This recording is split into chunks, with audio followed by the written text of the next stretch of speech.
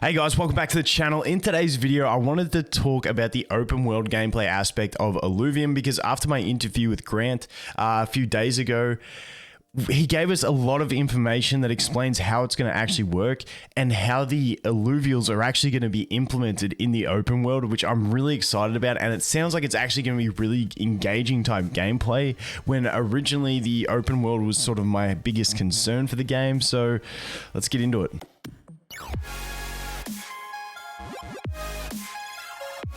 Okay, so from the gameplay trailer, we saw the side of the game where he's jumping down from a hill, or she, the character you're playing as, is jumping down from a hill and shoots this little bubble, and it turns into like a bit of a void, like a black void.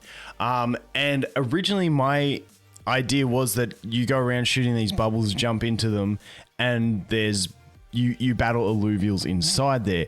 Apparently that was still like early. They hadn't finished some things, so that's what they sort of gave a representation of, which is kind of a combination of two of the things coming together. So the way it's going to actually work, that Grant described it to me, is really cool. So what you're going to do is those bubbles are still going to exist in the world.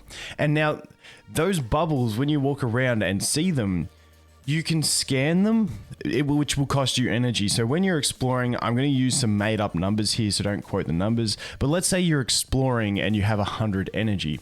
To shoot a bubble and have a chance to get that combat, it might cost 10 energy. However, you can scan it and see what Illuvials are inside, and it might cost 3 energy. So you can scan, go, I don't want that. You've wasted 3, but you did save 7 if it's something you didn't want.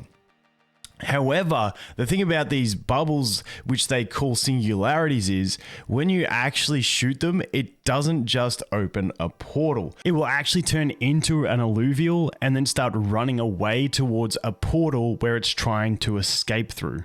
Now, in the trailer, I think the closest thing we can see is when she's chasing the pangolin, and it's like a sort of invisible, sort of cloaked ball rolling around, and then she shoots it with the dart, and then you go into the combat. That's kind of close. The other one that we do see is where the Titanosaur, the big beetle thing, is running through, and she shoots it with the tag. And obviously those are more cinematic for the value. The reason they've gone this way, where you shoot the bubble and it turns into an Illuvial, is basically to try and avoid botting and scripts that can game it. Because the thing is, when you have an in-game economy, you don't want to be susceptible to bots and stuff like that, because that will destroy your whole economy.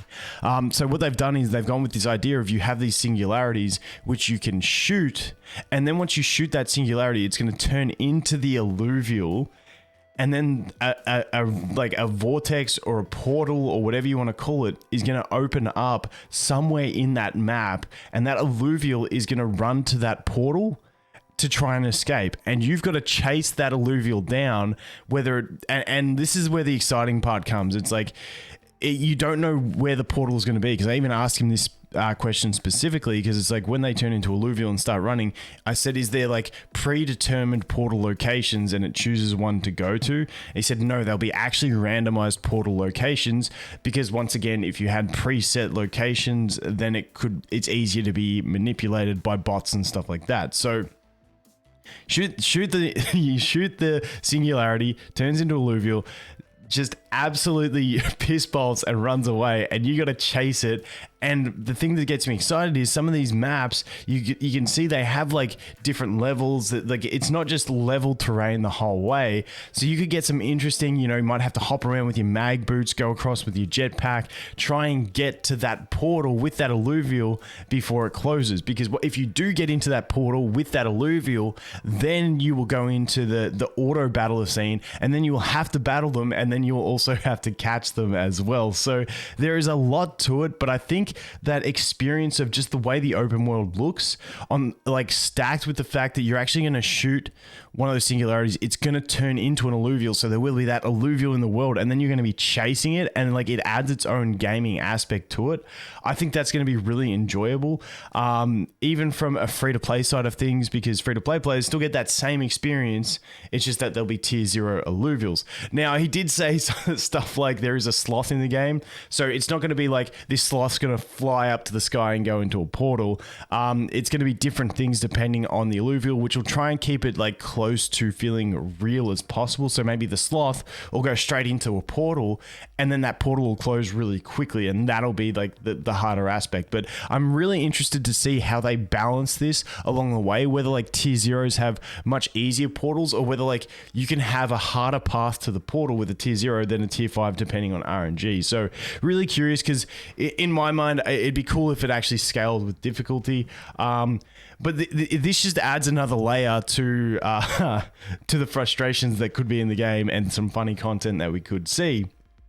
Because the thing with this is, he also said that if it's a holographic, scanning it won't tell you it's a holographic. However, when you shoot the singularity, shoot the bubble, and it turns into an Illuvial, that Illuvial isn't going to be holographic, but the portal it's running to will have like a holographic shimmer. So like there's going to be there's so many points of rage in this game, which I absolutely love, because it's going to make content so funny. Because you could see that holographic portal, you could miss jump with your mag boots, and you could not get into that portal, and you've missed a holographic. Then when you go into the battle, you could lose the battle and not get the holographic. Then you're trying to capture that Illuvial, and you could fail the catch, and it could run away, and then you lose the holographic. So I feel like stuff like that is going to be incredibly tilting, and we will see some fantastic content. But it was really cool to have that explained, because when I watched when you watch the trailer and you see her with that dart gun and she's shooting those tracking darts into them, it's like I'm trying to figure, because they always try and make everything like sort of as realistic as possible to what the actual game is going to be, and I just couldn't figure it out. But the fact that we do have those singularities that you shoot, turn into Illuvials, and run away, I think is going to be fantastic.